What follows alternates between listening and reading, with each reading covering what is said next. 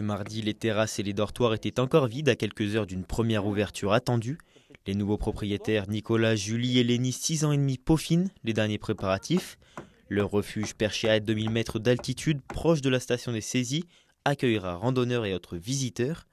Cela fait maintenant plusieurs mois qu'ils rénovent et personnalisent leur nouvelle activité. Un réaménagement très prenant, mais voulu par ces deux passionnés de la montagne. On a fait presque 30 jours d'affilée. Tous les jours, mon chéri, lui, il aime bien travailler la nuit, donc il travaillait même la nuit. Mais en heure, je suis incapable de te dire, c'est démentiel. Mais bon, au moins, on aura quelque chose, si on voulait quelque chose qui nous ressemble et où les gens sont bien. Je pense qu'on a commencé à monter fin avril, avec notre fameux traîneau. Un traîneau nécessaire sur des pistes enneigées pour acheminer tous les matériaux et objets jusqu'au refuge. Les hôtes ont déjà une bonne idée du public qu'ils vont accueillir et veulent maintenir cet esprit convivial. La plupart des randonneurs, c'est une nuit. Comme on est sur le tour du Beaufortin, ils s'arrêtent, ils font des étapes à chaque refuge. Et en général, c'est une nuit. On a quelques personnes qui vont y rester de nuit parce qu'ils sont, on va dire, plus âgés. Et du coup, ils veulent faire, rester dans le coin et faire les petites balades dans le coin, que ce soit le pied-à-terre. On reste un refuge, donc c'est de la bonne cuisine familiale, quoi. C'est partager un moment tous ensemble. Pour la nuit, 20 places sont disponibles dans les chambres. 2 yourtes seront bientôt également installées. Les visiteurs de passage pourront aussi déguster des produits locaux à l'intérieur comme sur la terrasse extérieure. Le but étant de proposer de la qualité. Et pour ça, Nicolas et Julie peuvent compter sur le soutien de leurs proches. Reste encore un bon coup de propre à faire. Puis les copains, ils nous aident vachement. Enfin, franchement, on est hyper bien entourés. Tous les potes sont hyper motivés. Encore hier, il y en a un qui est passé, qui nous dit « mais si t'as besoin de matériel et tout », parce qu'il a un resto. Il nous a dépanné par exemple toutes les assiettes parce qu'on n'en avait pas assez.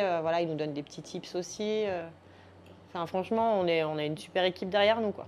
Au-delà d'une simple ouverture, c'est un projet symbolique qui se concrétise pour les deux gardiens de refuge. Inexpérimentés dans ce domaine, ils ont appris tout seuls et mettent en application idées et créativité. Les grandes planches, là, c'est pour faire un bar japonais sur la terrasse, de manière à ce que les clients puissent manger avec la vue, le soleil. On a vraiment lancé le plus gros, et puis à présent, on est là pour la clientèle, on est là pour les accueillir, donc on est content, quoi. Ça se concrétise. Ah là, c'est la toute première ouverture, aussi bien dans nos parcours professionnels différents avec Julie, on avait bien des ouvertures et ainsi de suite, mais là c'est pour nous, c'est notre bâtiment, c'est notre société, c'est notre exploitation, ça change tout. Et de plus, dans un cadre idyllique, c'est beau, quoi, c'est beau. On crée quelque chose qui est franchement super sympa. Ouvert depuis ce mercredi, le refuge de la Croix-de-Pierre enregistre déjà plusieurs réservations. À 2 pas du massif du Mont-Blanc, il devrait devenir l'un des points de passage incontournables du Beaufortin.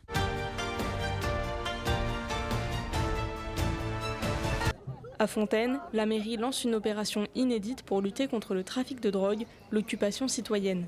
Malgré un renforcement des moyens policiers ces dernières années, la ville reste le théâtre de règlements de compte. On dénombre 3 fusillades depuis septembre 2024. On a fait énormément de choses, mais force est de constater que ça n'a pas suffi à endiguer les points de deal. Donc on a décidé de faire une action beaucoup plus importante. Il y a un volet sécurité, faire fuir les dealers, faire fuir les consommateurs, mais également un volet occupation de l'espace public avec les habitants, avec les commerçants, avec les associations de quartier, avec les bailleurs aussi également. On a 2 options, soit on joue le jeu, soit on le joue pas. Si on le joue pas, ça veut dire qu'on n'est pas là et qu'on laisse tout faire. Moi, c'est pas ma conception. Moi, je considère qu'il faut qu'on mène ce combat-là et qu'on dérange le plus possible. L'action est menée par la mairie de Fontaine, la préfecture de l'Isère et les polices municipales et nationales, mais fait aussi appel aux habitants. C'est de dire que nous sommes là, que nous nous réapproprions l'espace et que nous ne laisserons pas s'installer ces trafics, que nous ne laisserons pas non plus ces trafiquants tenter de nous intimider et de ruiner l'existence et le quotidien de nos concitoyens. Nous sommes ici pour dire que la République est partout chez elle et que nous sommes présents auprès de la population pour assurer sa sécurité. Parmi les Fontainois rencontrés, beaucoup sont motivés à l'idée de s'investir dans cette initiative, tandis que d'autres émettent quelques réserves. Enfin, je crois qu'il faut quand même qu'on essaye et que surtout qu'il y ait une action coordonnée, police nationale, police municipale, bailleurs, habitants, pour faire reculer ce qui est maintenant devenu quand même un fléau. Moi, occuper un lieu jusqu'à 8h du soir et pendant 10 jours, je ne vois pas en quoi ça change le problème. C'est triste et navrant de voir que des jeunes comme ça puissent sombrer dans ce genre de choses. Mais je ne leur jette absolument pas la pierre. L'opération doit durer une dizaine de jours, mais la mairie n'exclut pas la possibilité de la reconduire.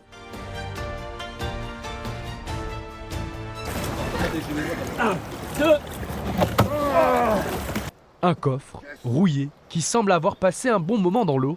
Loin du trésor, c'est plutôt une énigme qui sort de l'eau. Alors la première trouvaille du jour, c'est un petit coffre qu'on vient de sortir.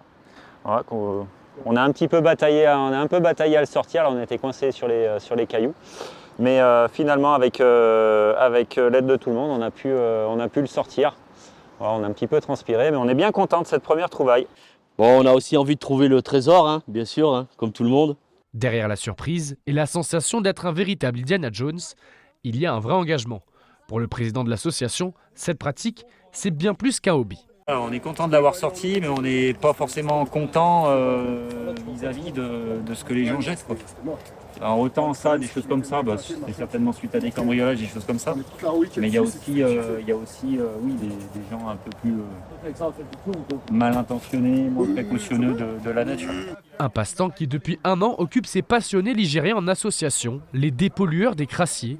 Menus de leur aimant ultra puissant de 1200 kg de force, ils veulent attirer du monde, voir l'association grandir et sensibiliser le plus possible la population. L'objectif de l'association principalement, ça va être tout ce qui est dépollution de cours d'eau, dépollution d'étangs. Ça peut être aussi des journées découvertes. Voilà, on est en cours d'organisation d'une journée découverte pour faire découvrir justement la pêche à l'aimant au plus grand nombre. Voilà, on n'est pas là pour détruire la faune et la flore, on est là surtout et principalement pour dépolluer tout ce qui est cours d'eau, étangs, pour rendre à la nature ses droits et aussi faire en sorte que les pêcheurs n'aient pas à se coincer dans des coffres, des poteaux, des choses comme ça. Et même si les trésors sont rares, les déchets, eux, sont bien réels. Heureusement, certains sont là pour les sortir de l'oubli et de l'eau.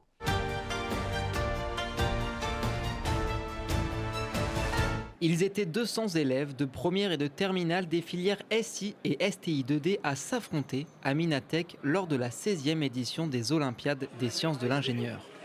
Les thèmes imposés cette année étaient la ville et l'énergie. C'est un robot électrique autonome qui se recharge avec l'énergie solaire, qui permet de déplacer les avions entre le terminal et la piste de décollage. C'est une poubelle pneumatique donc, qui permet d'à partir d'un point de collecte en bas des villes, en bas des immeubles, de faire transporter les déchets par des voies souterraines, des tubes souterrains, jusque hors de la ville. Quand une voiture arrive, les poteaux sur les côtés du passage piéton s'allument en rouge pour prévenir le piéton qu'il doit s'arrêter et donc il ne doit pas traverser. On a ici les capteurs qui détectent les piétons sur le côté du passage piéton pour allumer les LED sur la route et ainsi stopper l'arrivée de la voiture. Alors on a un capteur de niveau et lorsque la poubelle est pleine, qu'elle atteint un certain seuil, elle se referme. L'événement porté par l'association Développons les enseignements des ingénieries et technologies avec le CEA comme partenaire souhaite pousser les lycéens et lycéennes dans une démarche d'ingénieur.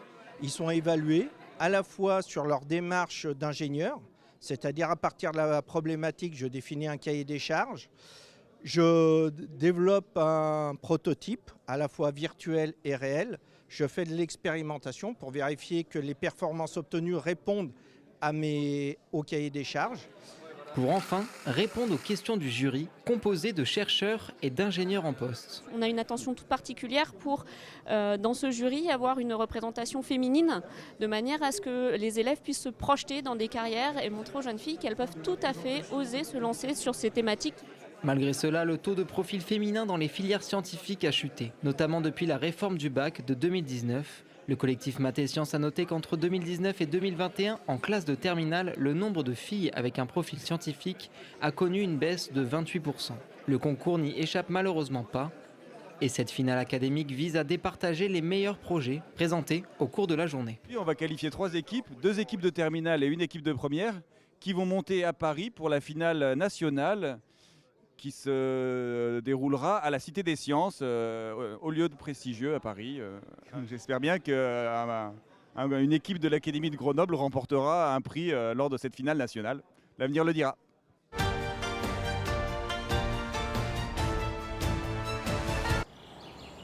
Il surplombe majestueusement la vallée du Gifre. Située à Samoin, la Gésinia n'est pas un jardin botanique comme les autres.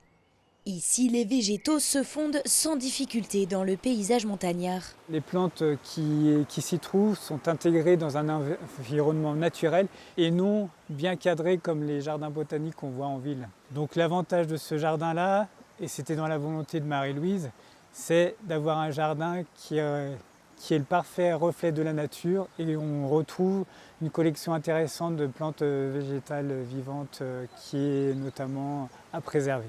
Une collection qui comptabilise 4500 plantes et 2500 espèces du monde entier.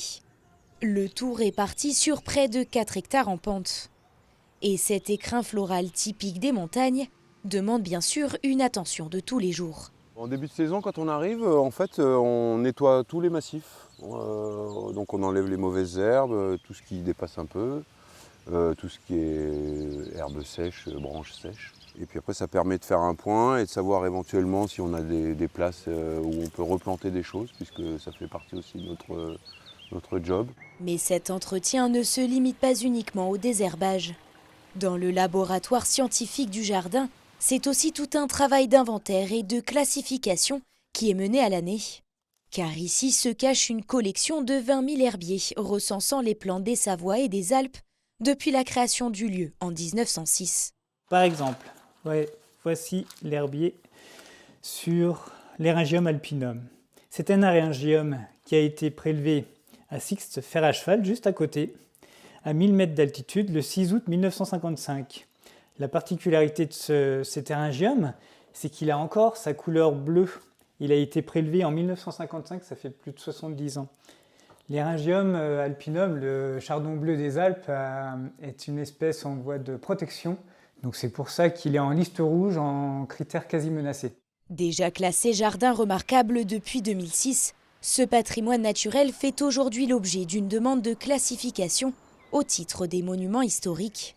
L'objectif étant de préserver ce site qui attire en moyenne 70 000 visiteurs par an.